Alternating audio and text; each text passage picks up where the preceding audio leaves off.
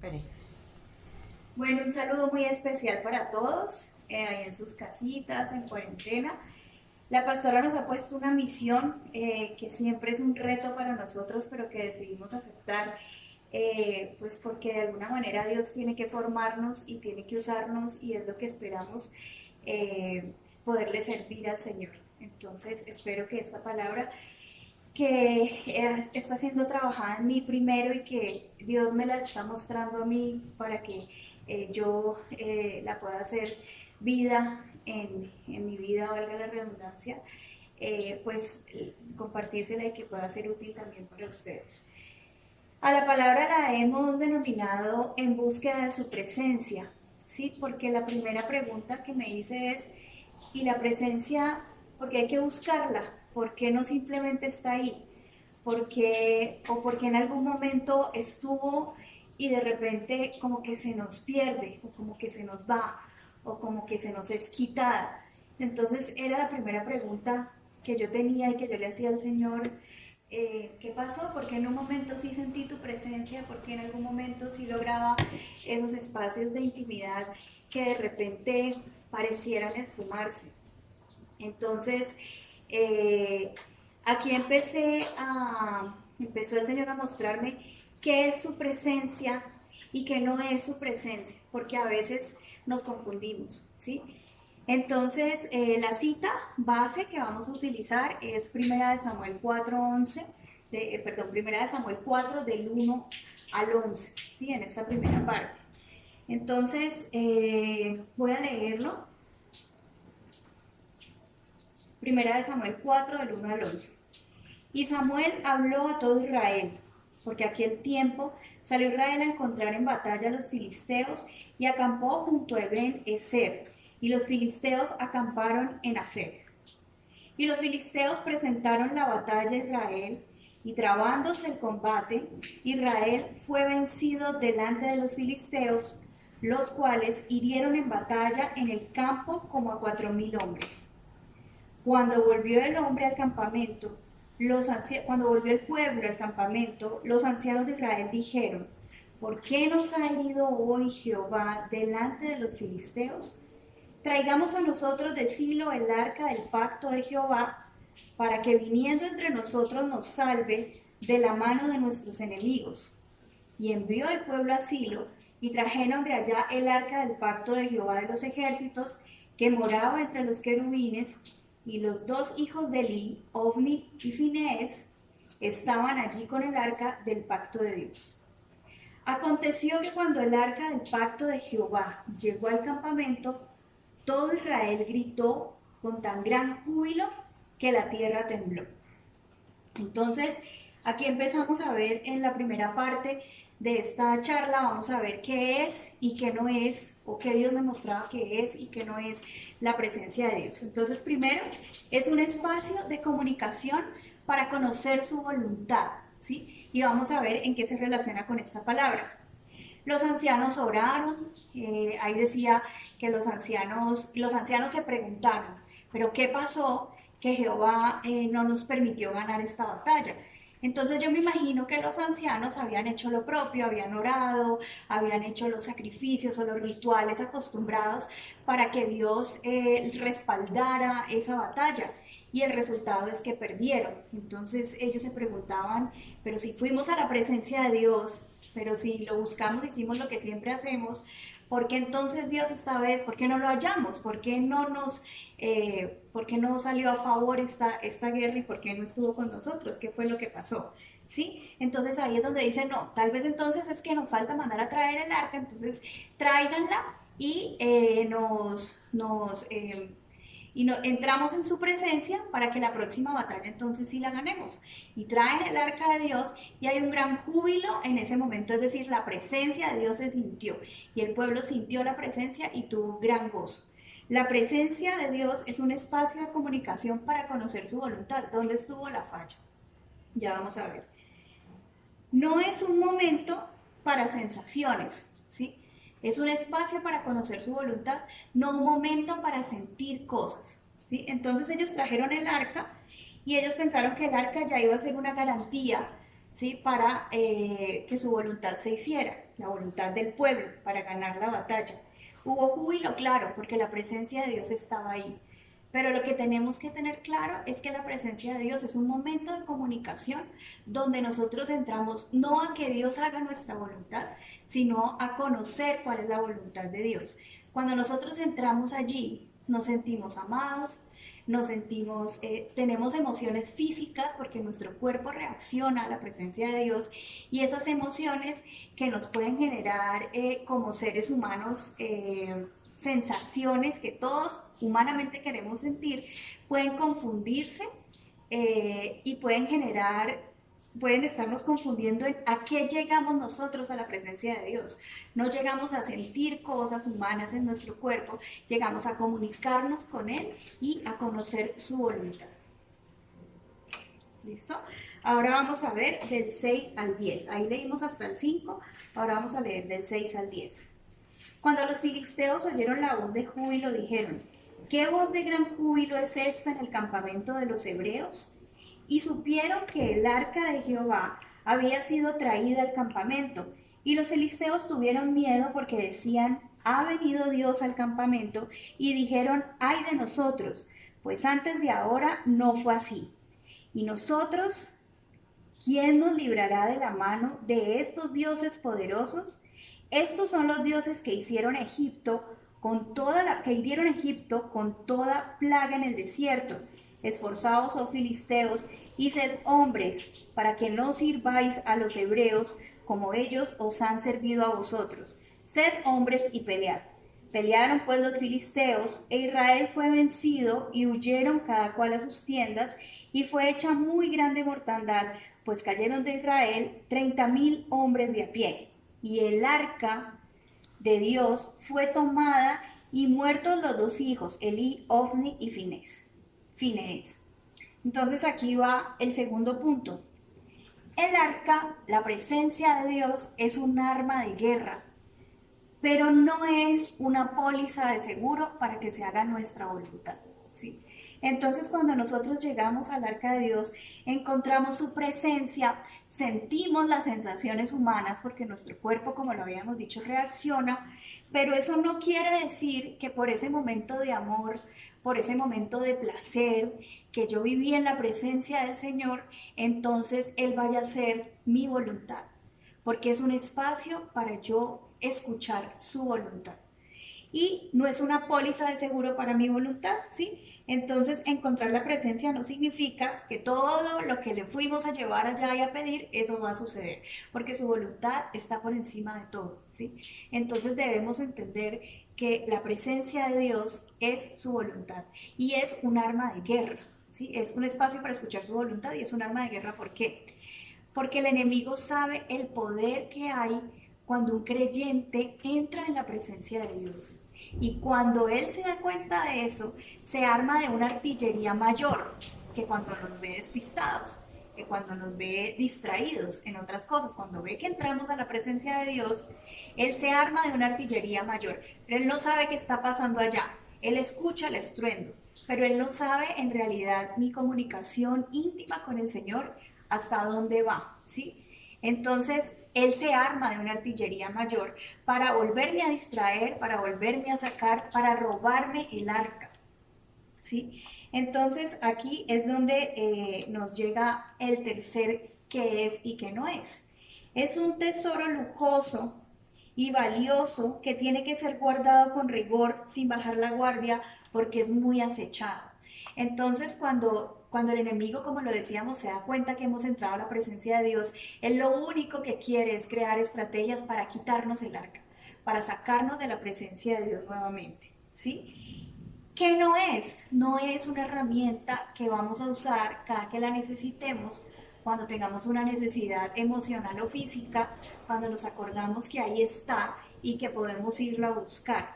Porque si bajamos la guardia en el cuidado del arca, que es la presencia de Dios, el enemigo acecha porque sabe que la tienes, acecha y viene por ella. Entonces, aquí ya el Señor empezaba a responder mi pregunta de por qué hay que buscarla y por qué de repente se fue, ¿sí? Porque de repente yo llegué a ese mismo lugar, a esa misma hora, porque se nos vuelve un hábito, ¿sí? Buscar la presencia de Dios, pero porque de repente no la encontré. ¿En qué momento me la robaron? ¿Sí? Entonces, su presencia puede ser robada por el enemigo. Cuando nosotros empezamos a buscar la presencia de Dios de esa forma, en la que ya se nos va volviendo un hábito, en la que muchas palabras hemos escuchado, se vuelve una religión, ¿sí? Y entonces empezamos a buscarla de dos maneras. O la buscamos de manera esporádica, cuando nos acordamos, cuando tenemos una dificultad y voy a entrar a la presencia del Señor, a ver al Señor que me resuelva, o que me dice, o qué siento, ¿sí?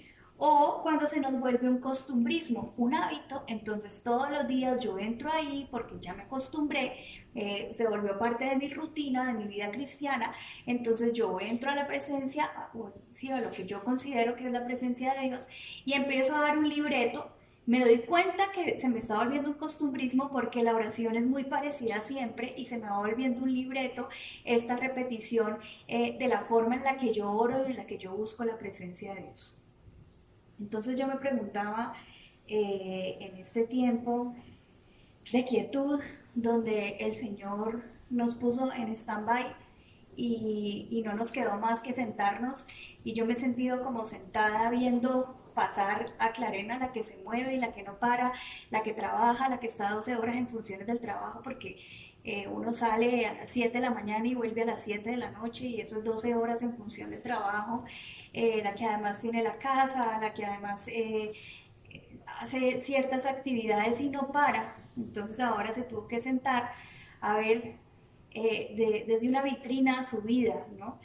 Y encuentra muchas cosas, ¿cierto? Entonces encuentra, lo primero que me pregunto viendo esa palabra es, entonces, ¿en qué momento ya no tuve nada más que llevar ahí, a ese lugar, a su presencia, ¿sí? Y empecé a entender por qué. ¿Por qué soy así? ¿Por qué no tengo nada que llevar? Este tiempo me ha permitido conocer cuando empezamos a observar o a observarnos qué es lo que Dios nos ha tenido haciendo en este tiempo. Y empezaba yo a pensar, bueno, este es el trabajo que quiero hacer. Este es el hogar que quiero tener. Esta es la cristiana que quiero ser. No me había detenido a observar eso. Y encontré en cada una de estas cosas que les estoy mencionando cosas que no me gustan, ¿sí? Hay cosas de mi hogar que no me gustan como están. Hay cosas de mi trabajo que no me gusta hacer. Y hay cosas de la cristiana que soy que no quiero ya hacer más, ¿sí? Entonces esto ha cuestionado mi identidad. Y si mi identidad está cuestionada, ¿yo qué llevo a la presencia de Dios? ¿Y por qué mi identidad está cuestionada? Porque ese espacio de comunicación con Dios, yo no he permitido que sea un espacio de comunicación, porque no lo he escuchado. Y de pronto puede que sí le preguntemos, pero ¿lo escuchamos? Es la pregunta. ¿Escuchamos su respuesta? ¿Atendemos esa respuesta? Porque un espacio de comunicación se vuelve así cuando entendemos que hay una doble vía en la que yo soy locutor, pero también soy receptor, y cuando soy receptor tengo una escucha activa, y una escucha activa es que yo escucho y hago lo que escuché. Entonces, tenemos una escucha activa, una comunicación verdadera cuando nos acercamos a la presencia de Dios. Si la tuviéramos, conoceríamos nuestro corazón un poco más y sabríamos qué queremos ser o cuál es el propósito de Dios para nosotros, en qué deberíamos estar trabajando, cómo debería ser nuestra casa y qué clase de cristiana es que Dios necesita, ¿sí? ¿Para qué me necesita Dios? Conoceríamos su propósito. Y ahí nos vamos a Jeremías 17:9.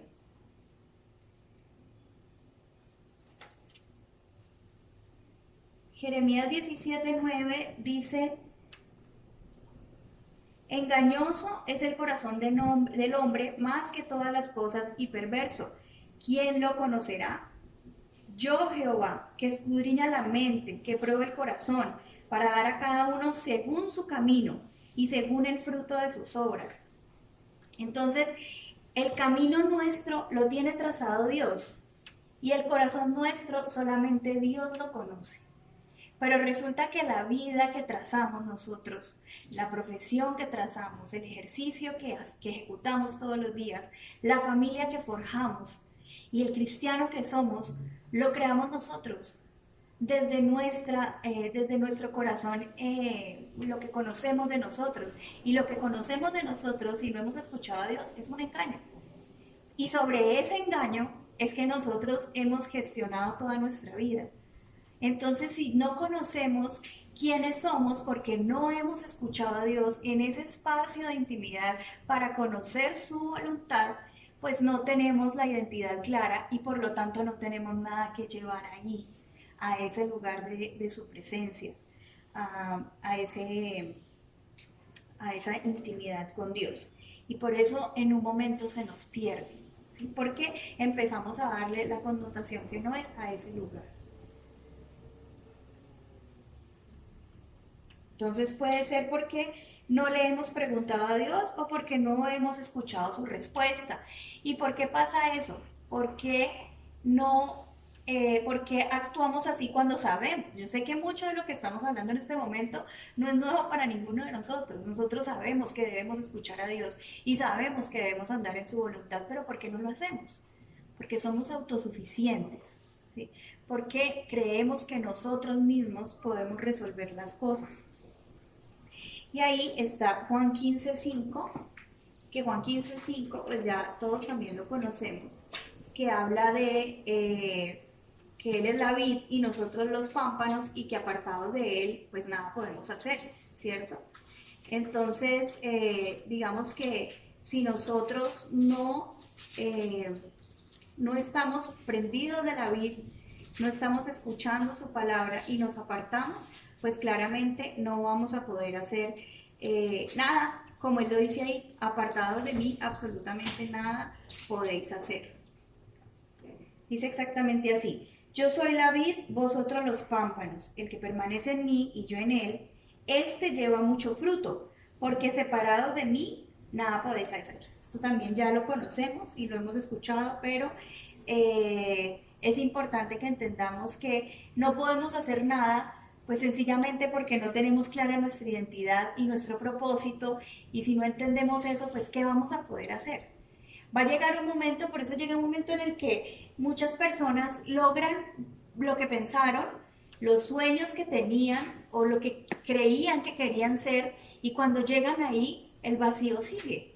Y pues es conocido por todos de muchos famosos y millonarios que han alcanzado todo lo que quieren y sueñan y luego se suicidan porque se acabó el propósito y llegaron ahí, encontraron que llegar ahí tampoco tenía sentido.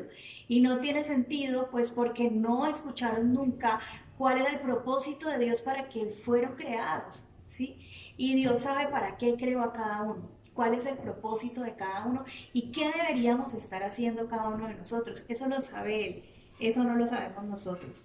Apartados de Él, nada podemos hacer. Entonces construimos un mundo basado en lo que creemos que necesitamos y soñamos, pero eso que creemos que necesitamos y soñamos es un engaño porque nuestro corazón es engañoso, no lo conocemos y lo montamos sobre un engaño. Y por eso llegan siempre todos los vacíos, ¿sí? Entonces, el Señor dice: solo yo conozco el corazón del hombre y a cada uno le doy según su camino, a cada uno le doy según sus obras, a cada uno le doy según su propósito, porque yo soy el que lo conoce, ¿sí? Entonces, si yo no tengo claro, porque no lo he escuchado, ¿qué voy a llevar a su presencia? ¿Sí? ¿Dónde me robaron el arca? ¿En qué momento su presencia fue arrebatada? Generalmente algo pasó muy bueno que creímos nosotros que era muy bueno o que creímos nosotros que era muy malo, porque vuelve y juega. Cuando yo estoy engañada por mi corazón y yo creo un mundo de acuerdo a mi percepción y a mis emociones y a mis sentimientos y a mi alma, pues yo creo un mundo en el que yo creo que suceden cosas buenas y yo creo que suceden cosas malas, como lo que está pasando ahora con esta pandemia, que ya nos empezamos a cuestionar si deberíamos estarle pidiendo a Dios que esto pare o si esta es una estrategia del Señor que tenía que utilizar para para hacernos reaccionar como pueblo de Dios y para hacer reaccionar también al mundo. Entonces ya nos empezamos a preguntar, ¿será tan mala la pandemia? ¿O lo que está pasando es, por el contrario, algo buenísimo? ¿Sí?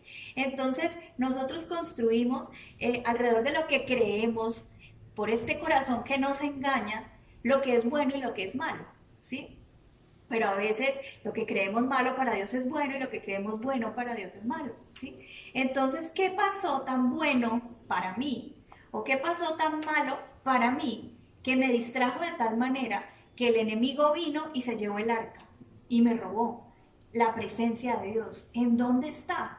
¿Sí? ¿Qué voy a encontrar yo ahí en ese momento cuando ya permito que Dios me deje ver mi identidad y yo empiezo a buscar en qué momento lo perdí, porque allá tengo que ir a rescatarlo, ¿sí? Ahí yo puedo encontrar dolor, yo puedo encontrar traición, yo puedo encontrar pérdida, yo puedo encontrar orfandad, yo puedo encontrar decepción, o puedo encontrar mi voluntad, o puedo encontrar mis deseos, o puedo encontrar mi pecado, ¿sí? O puedo encontrar muchas otras cosas que fueron el momento en el que fue robada su presencia. Porque a veces una buena oportunidad, un nuevo trabajo, alcanzar el sueño, realizarte en algo, te distrae de tal forma que se lleva la presencia, ¿sí? Nos distraemos y la presencia es robada, nos dejamos distraer por eso que tanto soñábamos. O a veces una pérdida muy grande, un dolor muy grande, una decepción muy grande, también hace que nos distraigamos en ese problema y que la presencia de Dios sea robada, ¿sí? Entonces, ¿qué debemos hacer? Debemos ir a la presencia de Dios para ser restaurados, para ser sanados. ¿Ahí qué herramienta necesitamos? Tal vez necesitamos perdón, tal vez necesitamos sencillamente esperar porque Dios está trabajando en nuestra autosuficiencia. Tal vez necesitamos callar por la misma razón. Tal vez necesitamos simplemente escucharlo. Necesitamos sanar. Necesitamos renunciar tal vez a eso que tanto anhelábamos, pero que nos distrajo de la presencia de Dios. Entonces necesitamos renunciar. Necesitamos rendirnos. Necesitamos ser transformados. Necesitamos entonces conocer cuál es el engaño que hay en nuestro corazón y poder ser restaurados de ello para poder escuchar la voluntad de Dios y hacer sus planes. Y solamente allí nuestra relación con Dios va a ser tan poderosa que su presencia no va a poder ser robada, aunque el enemigo se arme de artillería para esto, ¿sí? Pero ¿qué implica eso? Porque aquí ya estamos hablando de una guerra conmigo, ¿no? Y como lo hemos hablado en varias oportunidades, pues pelear con los demás es muy fácil. Encontrar el defecto al otro es maravilloso. Y todavía somos más expertos en encontrarle al otro cómo es que tiene que resolver el defecto que tiene, ¿sí? Nosotros parece que tuviéramos clarísimo qué es lo que el otro necesita para ser perfecto, pero nunca es tan claro qué es lo que yo necesito para ser perfecta y cuáles son los problemas que yo tengo, teniendo en claro que perfectos nunca seremos mientras estemos en este cuerpo eh, que está cargado de equivocación y que necesita todos los días ser perdonado y ser levantado. Pero ahí es donde debemos nosotros empezar una guerra violenta con nosotros mismos, donde empecemos a buscar dónde están esos momentos o esos sentimientos o o ese pasado o esa herida o ese dolor o esa situación o esa oportunidad o ese anhelo que no es puesto por Dios que me está apartando de su presencia. Y ahí es donde yo tengo que violentarme, porque yo tengo que escoger la voluntad de Dios por encima de la mía. Y esto suena sencillo, pero no es nada fácil. Y a veces nos estamos toda la vida ahí, en ese punto en el que violentarme me da pavor. Me da miedo porque me inestabiliza, porque lo único que conozco y lo único que sé es lo que he construido y lo que he hecho durante todo este tiempo. Entonces ahí es donde nosotros debemos aflorar la fe y la confianza y creerle a Dios que doblegar nuestra voluntad va a ser la única forma de hallarle, de encontrarle y de sentirnos plenos y de ser realmente felices o de tener realmente el gozo puesto por Dios que no es quitado por nada. De no volver a sentir nunca un vacío, de haber encontrado el propósito, de saber por qué existimos y para qué Dios nos ha creado, y creo que esa es la verdadera y la absoluta plenitud de nuestro corazón, de nuestra alma. Creo que es la forma en la que vamos a ser gozosos y vamos a ser gozosos a los demás, a los que nos rodean, a nuestra familia. Es la forma en la que realmente vamos a ser como Dios espera que seamos, a su imagen y semejanza, y es un recorrido que muy seguramente no vamos a terminar en vida, ¿sí? Y que vamos a estar en nosotros todo el tiempo mientras estemos vivos trabajando para alcanzarlo. Pero es importante que lo conozcamos porque de esta manera Dios puede trabajar en nosotros porque se lo permitimos. ¿Sí? Mientras no lo escuchemos y no estemos atendiendo su voluntad, no se lo estamos permitiendo. Entonces esto es lo que quería compartirles. Eh, Espero pues que sea muy útil para todos como lo está haciendo para mí. Pues les confieso que todavía me falta todo el recorrido eh, para que esta palabra sea verdad en mi vida, pero espero que así sea y los bendigo y muchas gracias.